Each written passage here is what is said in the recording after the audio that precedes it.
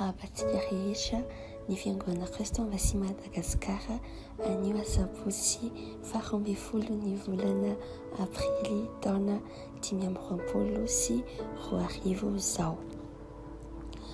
Faly indray ny tenako izara amintsika ny rahampitso fahamarinana izay nosoratan'ny lelan'Andriamanitra Pasteur Chris Oyakhilome izay filompanorina ny fiangonana Kristy Vasy maneran-tany. Ny loha hevitra ny rahampitsoantsika anio dia hoe vavaka tarihin'ny fanahy. Ny ten'Andriamanitra dia nalaina tao amin'ny Korinthiana voalohany toko 14 ny andininy 14 amin'ny anaran'i Jesosy. Fa raha mivavaka amin'ny fiteny tsy fantatra dia ny fanahiko no mivavaka, fa ny saiko kosa tsy mahavanona. Amen. Ny famelabelaran'ny lelan'Andriamanitra zany dia hoe betsaka ny zavatra mitranga ao amin'ny tontolon'ny fanahy rehefa mivavaka amin'ny fiteny tsy fantatra isika. Koa aza mihavanona ny fivavahana amin'ny fiteny tsy fantatra. Manova tahaka ny Paoly izay izay nilaza fa nivavaka tamin'ny fiteny tsy fantatra mihoatra noho ny kristianina rehetra tao amin'ny fiangonana Korinto izy. Manamarina izany aho amin'ny Korinthiana voalohany toko 14 ny andininy 17 hoe ny anaran'i Jesosy misaotra an'Andriamanitra fa miteny amin'ny fiteny tsy fantatra mihoatra noho ianareo rehetra. Amen. Rehefa mivavaka amin'ny fanahy isika dia mitetika voatarika any amin'ny toe-javatra na olona na trangan-javatra manokana iray mety tsy azontsika ansaina akory.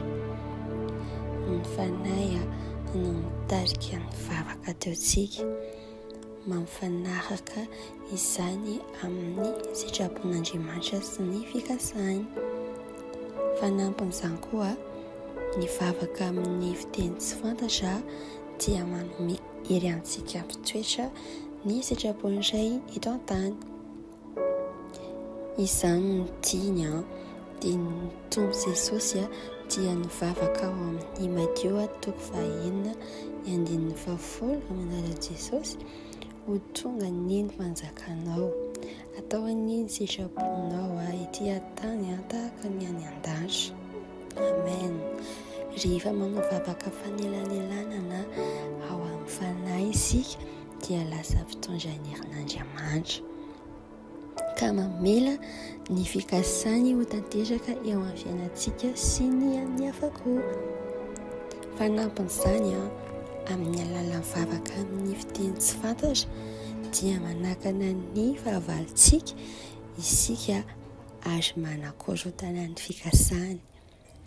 Indray andro izao tao anatin'ny fivoriana iray izay nanomboka ny zoma alina izahay ary nihitatra hatramin'ny sabotsy masaina vao mangiran-dratsy. Teo amin'ny mpamaranana ny fivoriana izay dia naka ny fanamafisam-peo hanao ny vavaka famaranana.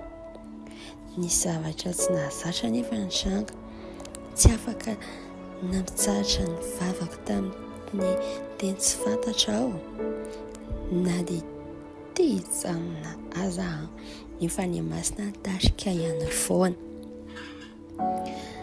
Toy ny vavaka tamin'ny fiteny tsy fantatra tankafanam-po ary ireo rahalahy sy rahavavy rehefa nahita izany hetsika ny fanahy izany dia nanatevin-daharana ary niara-ny vavaka izahay mandra-pahazoko marika fandresena tao amin'ny fanahiko. Tao anatin'ny hafaliana sy ny fiomehezana tao anatin'ny fanahy no nanambarako tamin'ny mpiara-mivavaka hoe ao anatin'ny iray na 2 andro dia hazava tsara amintsika ny mikasika ny vavaka tamin'ny fiteny tsy fantatra natao teo. Fidirana an-tsehatra mahagaga izany. Ny fanambarana ny zavatra dia